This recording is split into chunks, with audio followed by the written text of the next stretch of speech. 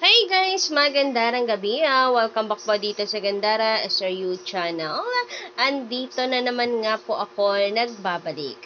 Ang nag-iisa po ninyo nagmamagandang kaligitarikan supang magatid ng latest update and fresh happenings patungkol sa TVJ.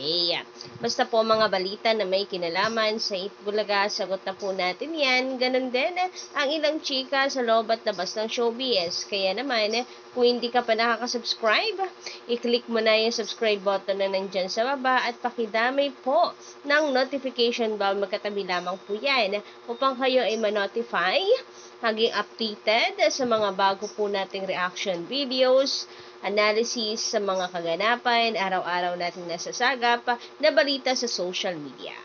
Samantala, eto na nga para po sa gabing ito, may kinalaman po ang ating pag-uusapan na dito po sa pag-aarangkada muli ng Itbulaga at masasabi natin na angat ang Itbulaga po ngayong araw, kaya naman congratulations sa EB.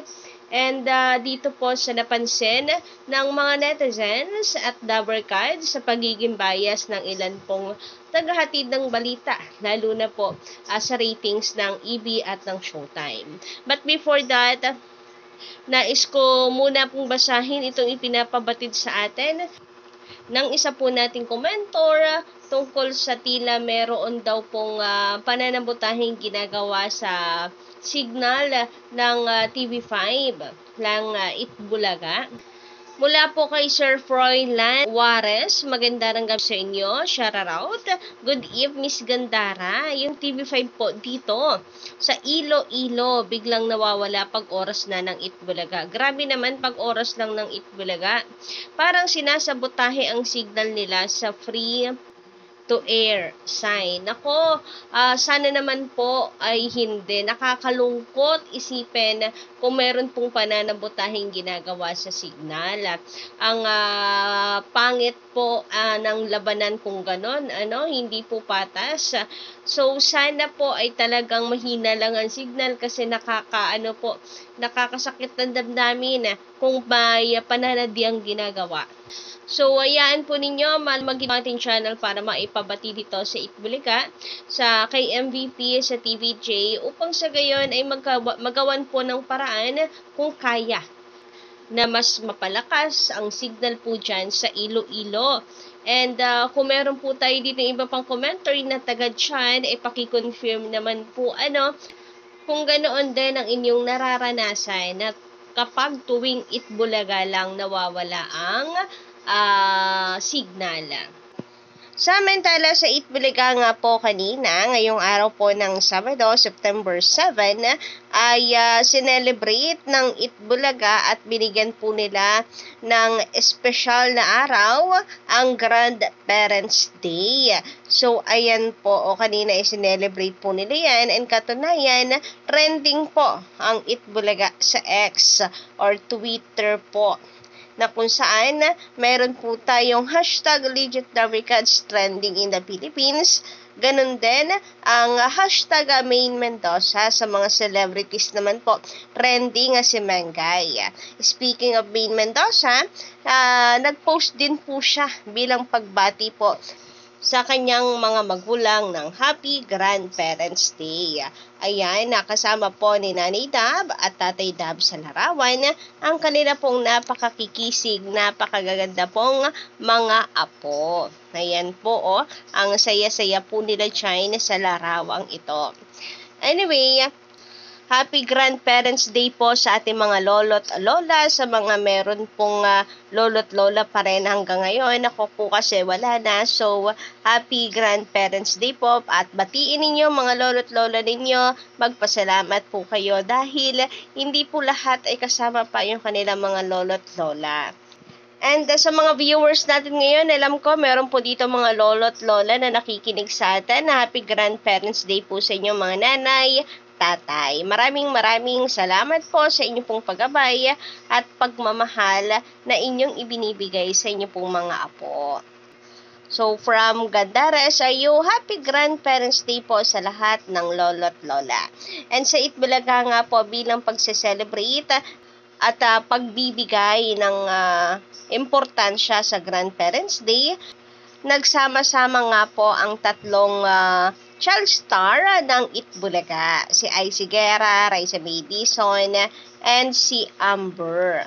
Magkakasama po silang nag-perform kanina and grabe na miss po ng mga Dabricans sa si Icy Guerra. Grabe nga yun, at talagang naghiyawan po yung mga tao kanina dahil na-miss nila itong si Icy Guerra sa Itbulaga.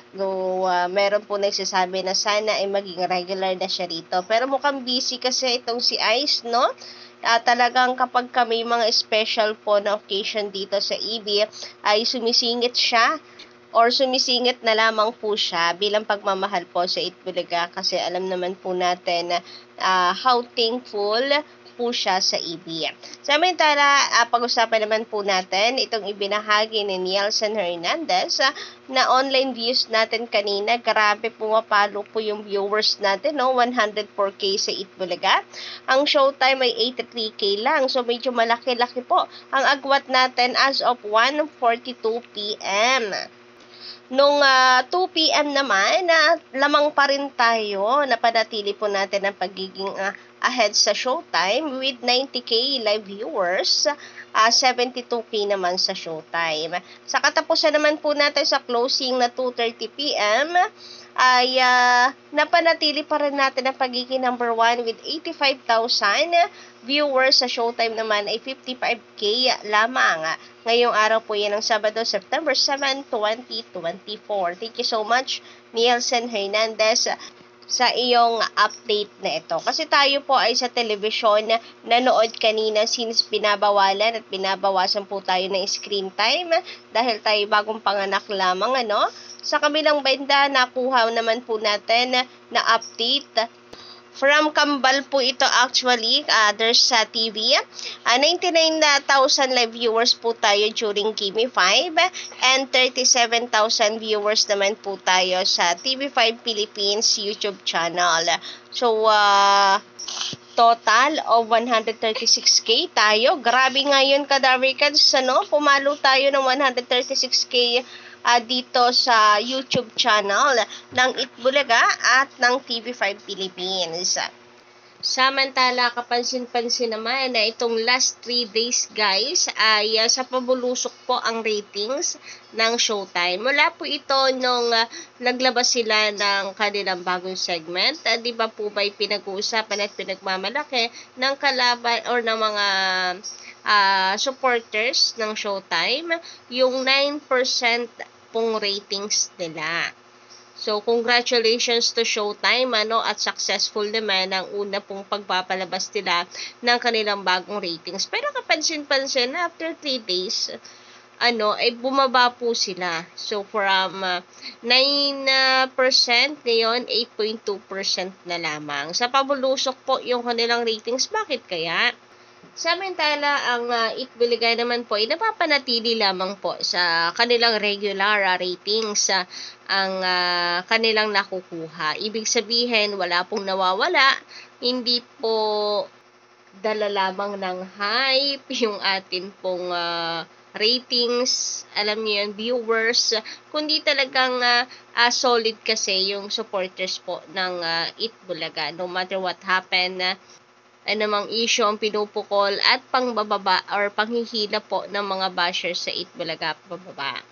Samantala, meron naman po ditong nagre-reklamo na kung saan napaka-bias daw po kasi kapag talagang mababa ang showtime ay hindi daw po ibinabalita kagaya nitong August 27 na kung saan ay 4.3 lang nakuha ng ratings ng showtime sa kanilang main channel ngayon na GMA Network. Ang unti na lang po ng lamang nila sa TV5. So, eto daw po talaga ang nakuhang ratings ng showtime noon. 6.6% noong August 27 overall with 4 channels po yan. Samantala, sa update naman nga, overall na po yung ginawa nitong Lionheart, the update, hindi po nila inisa-isa na sa GMA ganito ang kanilang nakuha, So, hindi tuloy nakita ng mga tao na ang baba na po ng rating sa GMA Network noong August 27. Actually, mataas pa dito. Nakalagay sa Lionheart 7.0. Dun sa isa noong August 27, 6.6 lang daw talaga nakuha ng Showtime. So, ayun. Kapansin-pansin na mababa rin po talaga ito noong August 27. Ang Itbulaga naman ay napapanatili po nila sa average yung kanila pong rating. So, nahihirapan na nga bang makabawi ngayon ng Showtime kasi bumubulusok daw pababa yung kanilang ratings ngayon at sa online views tinatalo na rin ng Itbulaga. Kayo po ba guys, anong inyong masisay patungkol dito? Paki-comment lang sa baba and don't forget to click the subscribe button and notification bell for more updates.